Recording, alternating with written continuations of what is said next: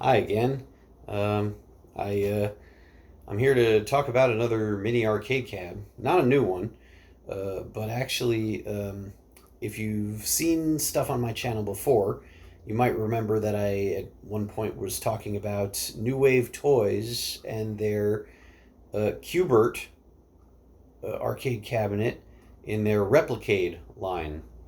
Specifically, I was mentioning a pixel scaling issue that it had. And then I mentioned it again when they, thank goodness, fixed it and absolutely made right and delivered a near perfect product. Now I want to talk about possibly their least popular of the machines in their Replicade line, and that is their 1942 mini arcade cabinet. As of today, and it's 2025 now. It's been a few years since they released this thing.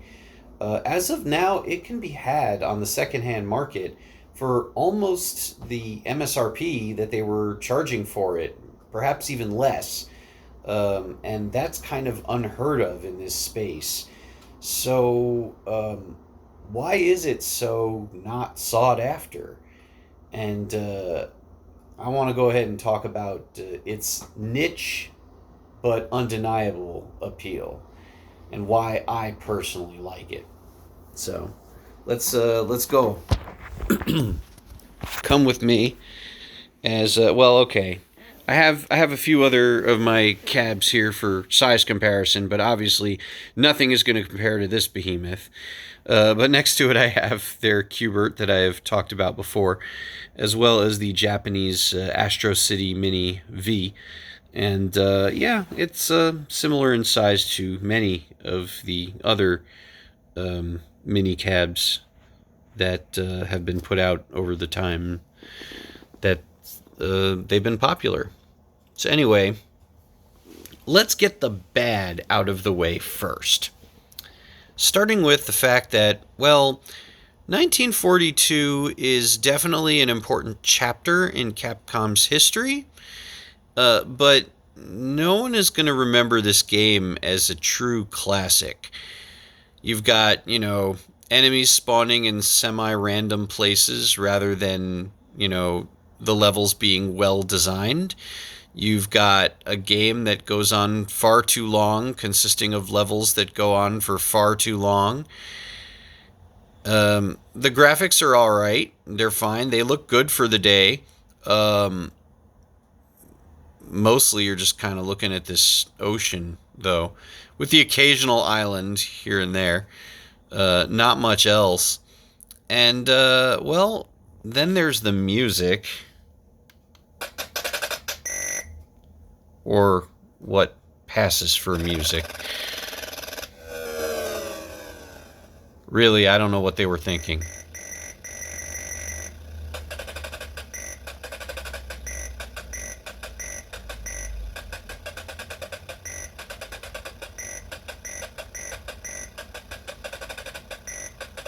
Did you know the way to score the most points against the Bombers is to crash into them? That's 5,000 points right there. I do not know why they did that.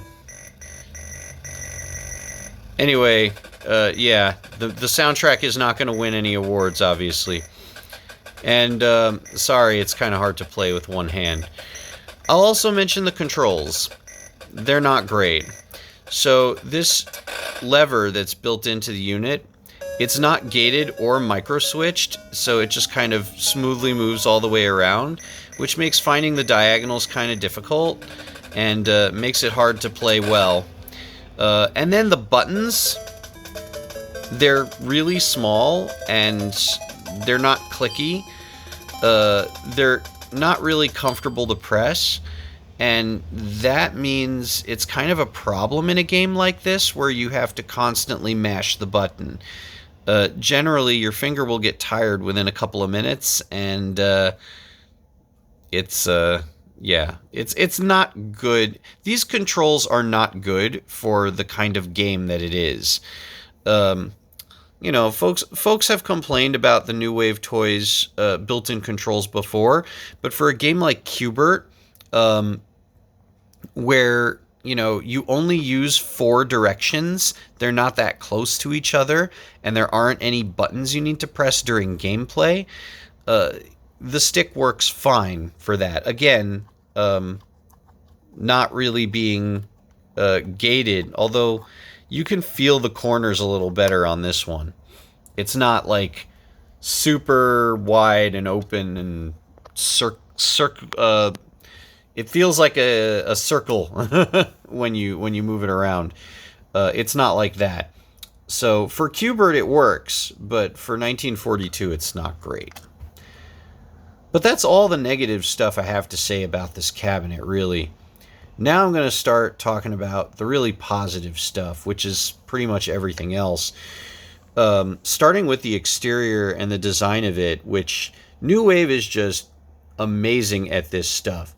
When I was looking at the Q*bert, so this particular Q*bert is supposed to be a recreation of programmer Warren Davis's personal Q*bert cabinet, so it looks a little bit different from the standard one. Starting with the marquee, which, you know, that was supposed to be the original name of the game. Good luck pronouncing that. And, you know, it's got generic kind of artwork on the sides and a decal. And they recreated the damage on his personal cabinet also, like this discoloration over here. Like, they really went all out with every aspect of that. And they've done it again here. This is what they refer to as their lowboy cabinet. And it basically matches the sort of generic cabinet that you would see everywhere. And by the way, in the manual and other documentation on it, they claim that they now own the Romstar trademark. Props to them for spending extra for it. Like, going all out and being able to use the Romstar name. Like, that's crazy that they went to the trouble of doing that. And then the shape is kind of unique for cabinets at the time. But let me tell you something. I was actually at a lodge in the Catskills called Tamarack back when I was probably about 12. And they had a game room, as hotels and lodges often did back then. And there was an old 1942 in it. And I seem to remember it was either this shape or a similar one. So now, another thing I really like about this cabinet, and it's hard to convey over a video, it really is, but the speakers that are built into this thing, they have the aesthetic of an old arcade machine. Like, as the sound is coming out of it, it sounds like an old arcade machine would. And I know that's like not a really descriptive explanation of what I mean, but when you hear it, you'll know. Like, it's unmistakable. I don't know how they nailed it the way they did. The screen is good quality. It's got good viewing angles. It doesn't appear dim or washed out if you're looking at it from, you know, a different angle. It's the materials are all very good. It doesn't look like a cheap product. It feels and looks like a premium product, which it should, considering, you know, the list price for it, I believe, was $150. And then down here, if you press the top part of this thing, you get a credit. And if you press the bottom part, you get to go to the system menu, where you can adjust various options. You basically have access to all the arcade options.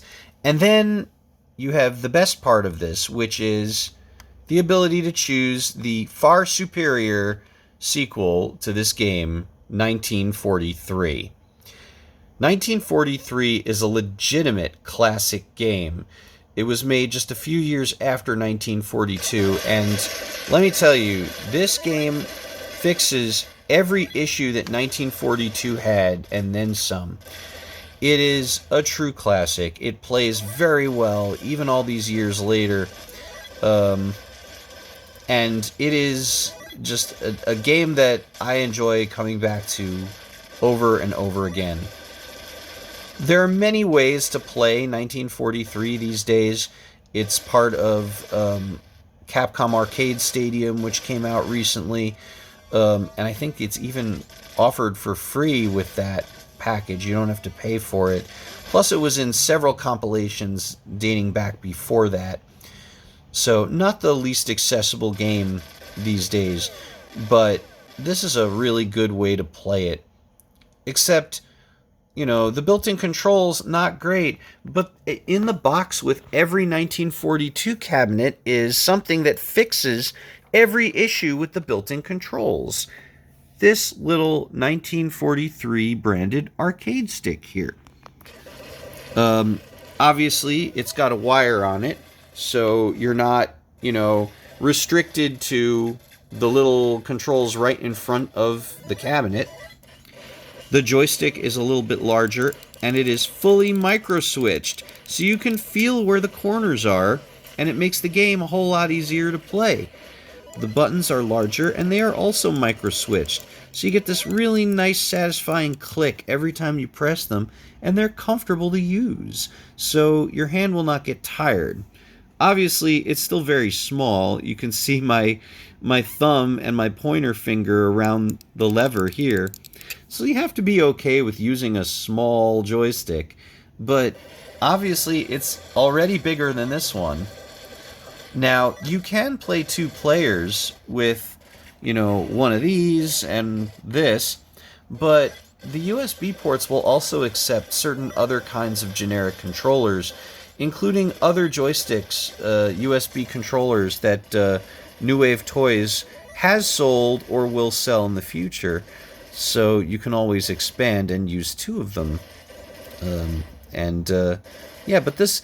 And then also, you know, this thing can be plugged into a computer and used for other games as well. So it's really versatile. And honestly, it's a pretty cool reason to own this. It's nice to have. So, but yeah, there's a lot to love from this little guy here. And the other thing is, you know that if you ever have an issue with it, that New Wave Toys will support you because of my own experience with them. I can honestly say and know that is the case. Because when Qbert had the pixel scaling issue, and I emailed their support, initially, you know, they did push back, but after a while, they made right, and they went ahead and patched the game, and now here we are. And Qbert looks fantastic, with no pixel scaling issues whatsoever. The text is looks exactly the way it's supposed to. The characters look exactly the way they're supposed to. There's no shimmering, there's no problem. Everything is perfect, and I mean, 1943 didn't have any of those issues out of the box. Everything looks great here. But if there was an issue, their support would actually stand by their products, which is more than I can say for Numbskull, but that'll be talked about in another video coming soon. So please look forward to that. Anyway, I hope you enjoyed watching this, and that you now understand some of the appeal of this maybe not sought after so much mini arcade cabinet, but maybe you'll want it now. Like I mentioned, this is actually, you know, kind of affordable compared to some of the others in the scheme of things. The resale value on some of these has gotten to be very high, seeing as how they only have limited runs and then they don't produce anymore. So some of these, you know, they go for $200, $300, $400 on the secondhand market, but this one can be had for between $100 and $150 rather easily. So if you're looking at getting into this sort of product, this would be a fine place to start. So I hope you enjoyed watching, and please look forward to more videos on mini arcade cabinets from me. I love these things, can you tell? And there's the New Wave Toys change machine, which is acting as a USB hub powering the others. It's great. Anyway, have fun, take care, and be well.